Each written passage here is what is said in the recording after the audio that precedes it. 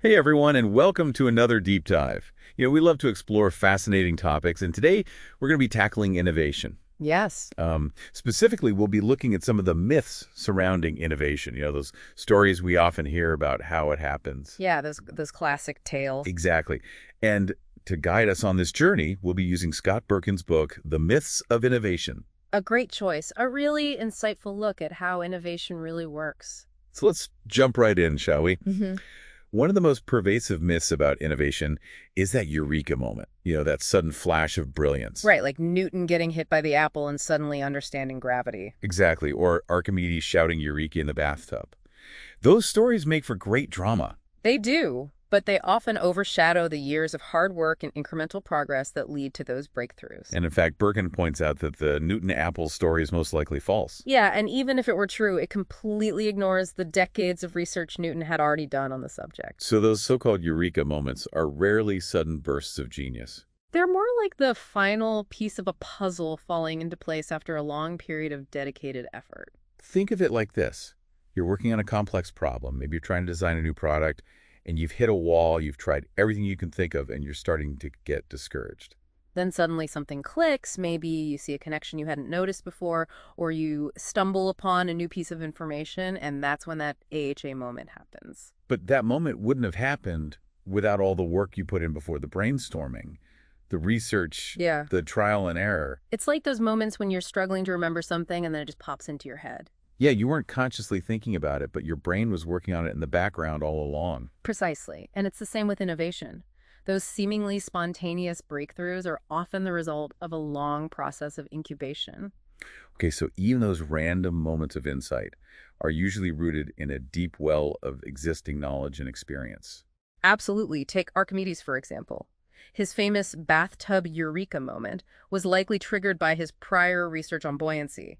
He was already immersed in the problem, and the bath simply provided a new context for his thoughts to crystallize. I see. So the eureka moment is more like a culmination, a point where everything comes together, Exactly. It's the result of preparation, persistence, and a willingness to stay curious. which is actually empowering because it means you don't have to be a born genius to be innovative. Right.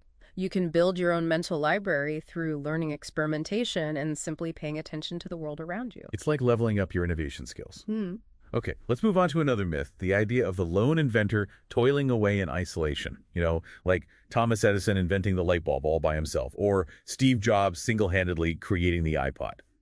Those stories are compelling, but they often distort the reality of how innovation happens. Berkut points out that Edison's light bulb actually built on years of prior work by inventors like Warren de la Rue and Joseph Swan. Exactly. Edison was a brilliant innovator, but he didn't work in a vacuum. He built upon the foundation laid by others before him. And even Apple, famous for its sleek and innovative products, often builds upon existing ideas. Right. The graphical user interface, the mouse, the MP3 player, all these were developed by others before Apple came along. So even those iconic figures we associate with innovation were actually part of a larger lineage of ideas and inventions. Exactly. Innovation is rarely a solo act. It's a collaborative process that builds on the work of those who came before us. Like Neil Armstrong's moon landing. That was a monumental achievement involving the contributions of over 500,000 people. Wow, that's incredible. It really puts things into perspective. It does. It highlights the interconnectedness of innovation and the importance of collaboration. A great example of this is VisiCalc, the first spreadsheet program for personal computers. Oh yeah, I remember hearing about that. It combined several existing ideas, spreadsheets, personal computers, and programming languages into a groundbreaking application. So it wasn't about inventing something entirely new. It was about recognizing the potential of existing ideas and combining them in a novel way. Precisely, and that's something we can all do. We can all look for ways to connect the dots and create something new from what already exists. This actually ties into another myth.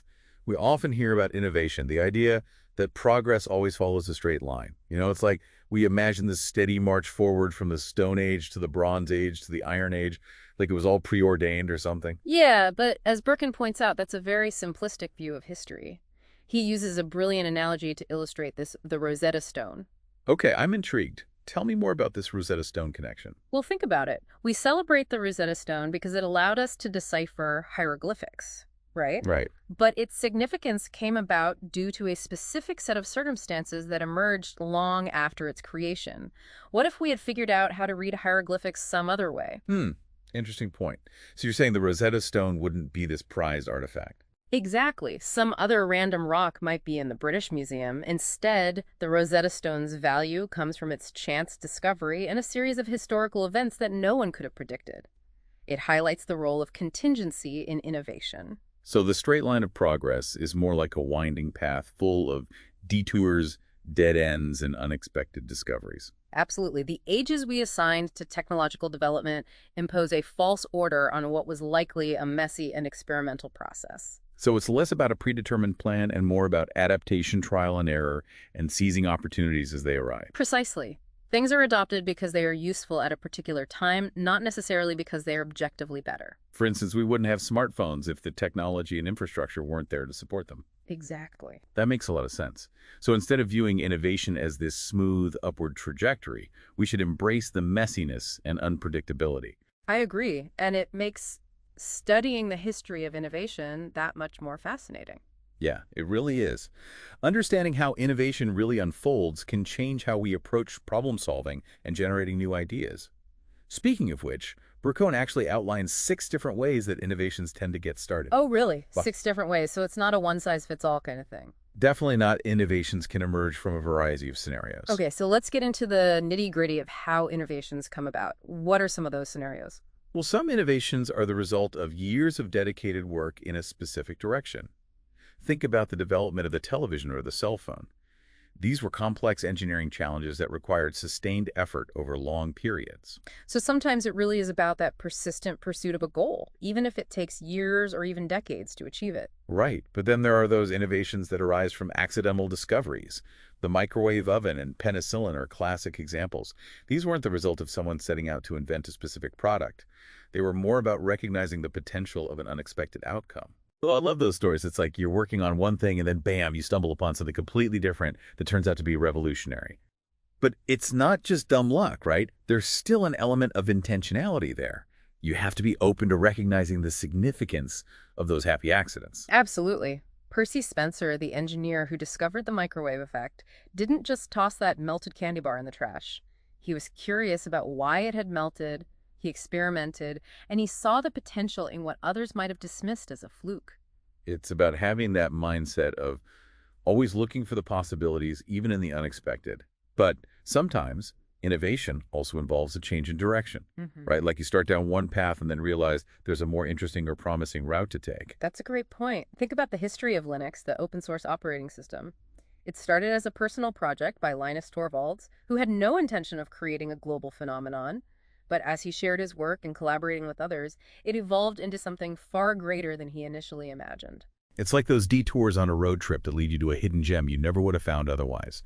But I imagine there are also plenty of challenges along the way, right? Yeah. What are some of the obstacles that innovators typically face? Oh, definitely. Innovation is rarely a smooth ride. Berkun identifies 8 key challenges that innovators often grapple with. 8? Wow, that's quite a few. Yeah, it can be a tough journey. So these challenges include things like finding and defining the problem, overcoming resistance to new ideas, securing resources, managing teams, reaching potential customers, dealing with competition, adapting to changing circumstances, and of course, staying motivated throughout the process. Okay, so it's not just about having a brilliant idea, it's about navigating this complex and often messy terrain. Yeah. What advice does Berkun offer for overcoming these challenges? Well, he emphasizes the importance of understanding your personal motivations, setting realistic goals, building a supportive network, and celebrating small wins along the way. It's like running a marathon. You need endurance, perseverance, and a clear sense of purpose to keep going. I love that analogy. It's about breaking down that monumental task into manageable steps and acknowledging those milestones along the way. It's like giving yourself those little pats on the back to keep going. Exactly. And it's also about recognizing that failure is an inevitable part of the process. It's not something to be feared, but rather an opportunity to learn and improve. Those who succeed in innovation are often those who are willing to fail to learn from their mistakes and to keep iterating. It's like those failures are really just course corrections that ultimately help you reach your destination. Yeah. But to keep going, you have to have that drive, that passion to keep pushing forward even when things get tough. Right. And that's where having a strong sense of purpose comes in. When you believe in what you're doing and you're motivated by something bigger than yourself, you're more likely to persevere through those challenges. Okay, so we've got persistence and a clear sense of purpose. What else can help us foster a more innovative mindset? Berkun talks about the importance of challenging assumptions, those deeply ingrained beliefs that might be holding us back from seeing new possibilities. He encourages us to examine those truths we take for granted and consider alternative perspectives. It's like taking off those mental blinders and looking at the world with fresh eyes. Exactly. It's about being willing to question the status quo and explore those unconventional paths that others might overlook. And it's about being willing to experiment, to try new things and see what happens. It's like that fast fail often philosophy, but with the understanding that failure is not the end goal. It's about using those failures as learning experience to iterate and improve. Precisely. It's about embracing a mindset of continuous learning and improvement, always seeking out new knowledge and perspectives. So we've talked about the myths, the various ways innovations come about and the challenges involved, but what about the impact of innovation? How do we measure the goodness of an innovation? Is it always a force for good? We touched on this earlier with the DDT example, but it's a complex issue. It really is. Berkun dedicates a whole chapter to this topic, exploring different perspectives on what constitutes a good innovation. He argues that goodness is subjective and often depends on who's doing the evaluating. What might be a great innovation for one person or group could be seen as harmful or detrimental by another. So it's all about perspective and context. Exactly. And it's crucial to consider the potential long-term consequences, both positive and negative. An innovation might seem beneficial in the short term, but have unforeseen negative impacts down the road. Like those single-use plastic water bottles, super convenient, but terrible for the environment in the long run. A perfect example, it highlights the need to think beyond immediate benefits and consider the broader implications of our innovations. It's like we need to be asking ourselves, what are the potential unintended consequences of this innovation? Absolutely. And it's also important to remember that innovation isn't always about creating something entirely new. Sometimes it's about improving existing ideas or finding new ways to use existing technologies. Like repurposing something for a different application. Exactly. Think about the shipping container. It revolutionized global trade, but it wasn't a new invention. It was a clever adaptation of existing technology. I never thought about it that way. It's like finding a new use for an old tool. So innovation doesn't always have to be about those flashy, groundbreaking moments. Right. Sometimes it's about those subtle but impactful improvements or adaptations that make our lives better, more efficient, or more sustainable. Okay, so we've covered a lot of ground here. We've debunked the myths, explored the realities, and grappled with the complexities of innovation. But I'm curious, what are some practical tips for fostering a more innovative mindset in our own lives? What can we do to become more creative and innovative problem solvers? That's a great question. Berkun actually offers a wealth of practical advice in his book, drawn from his own experiences and the stories of countless innovators. Okay, I'm all ears. What are some of the key takeaways our listeners can apply to their own lives? Well, first and foremost, he emphasizes the importance of cultivating a mindset of curiosity. He encourages us to ask questions, to explore the world around us, and to be open to new experiences. It's about rediscovering that childlike sense of wonder and approaching the world with an open mind. So it's like being a kid again, always asking why and how. Exactly. It's about giving ourselves permission to be curious, to explore, and to learn. I love that. It's like unlocking that innate curiosity we all have within us. But sometimes it feels like creativity is this magical talent that some people have and others don't. Is that true? Berkun argues that creativity isn't some magical gift reserved for a select few. It's a skill that can be developed and nurtured through practice and experimentation. So it's like anything else. The more you do it, the better you get at it.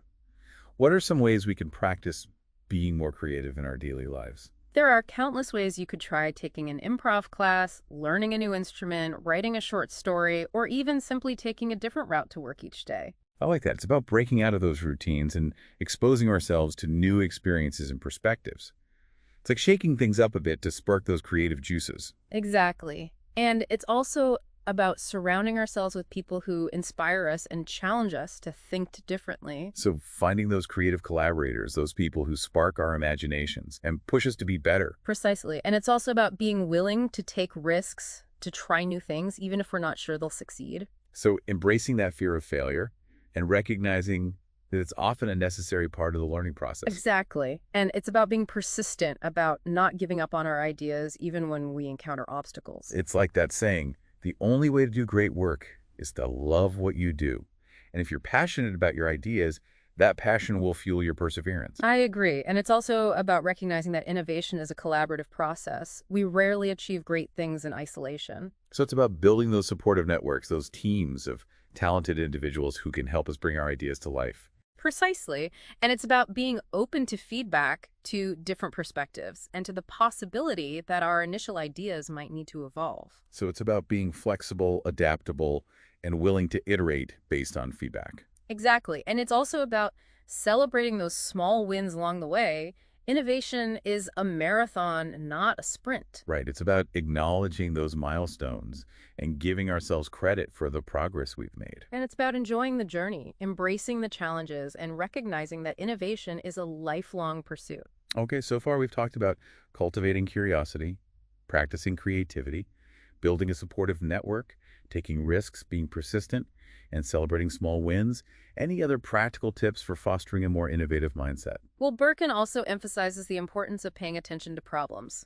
He argues that innovation often arises from identifying a need or a challenge and finding creative ways to address it. So it's not just about coming up with brilliant ideas, it's about being attuned to those problems that need solving. Exactly. And it's about looking beyond the obvious challenging assumptions and considering unconventional solutions. So it's like that old saying, necessity is the mother of invention.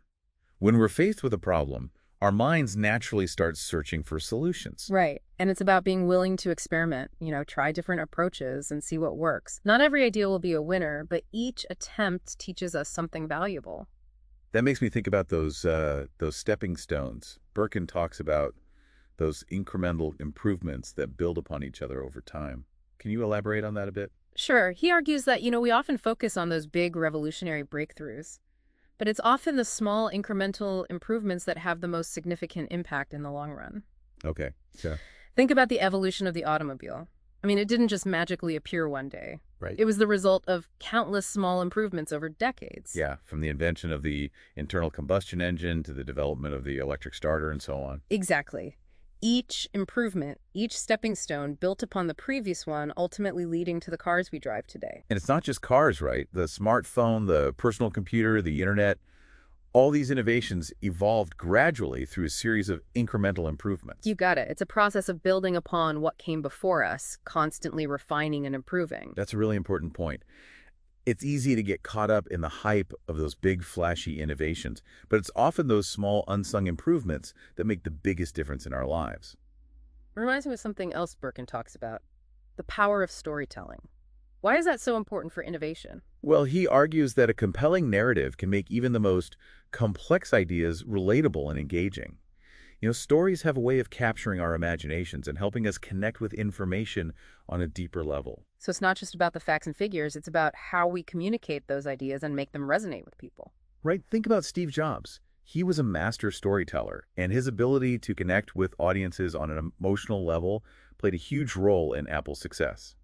I see. So a well-crafted story can inspire, persuade, and motivate people to embrace new ideas. Exactly. It can make those ideas come alive and give them meaning. But with all this talk about innovation, we also need to be mindful of the ethical implications, right? Just because we can innovate doesn't necessarily mean we should. Absolutely. Berkun stresses the importance of ethical considerations in innovation.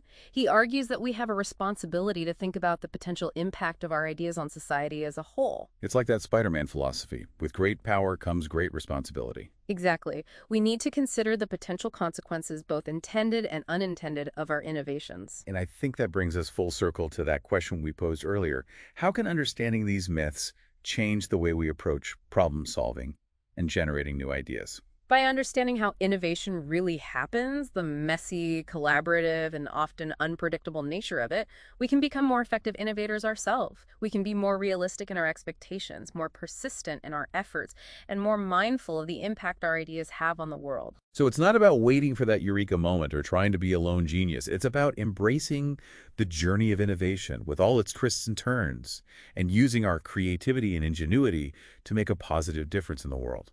I couldn't have said it better myself. Well, to our listeners, if you're interested in learning more about debunking the myths of innovation and fostering a more realistic and effective approach to creative problem solving, we highly recommend checking out Scott Berkun's book, The Myths of Innovation. It's a thought-provoking read that really makes you question your assumptions about innovation and how it happens. And it empowers us to become more mindful and intentional innovators. Absolutely a must-read for anyone who wants to understand how innovation truly happens and how we can all play a role in shaping a better future. And with that, we'll wrap up this deep dive into the world of innovation. Until next time, keep exploring, keep questioning, and keep innovating.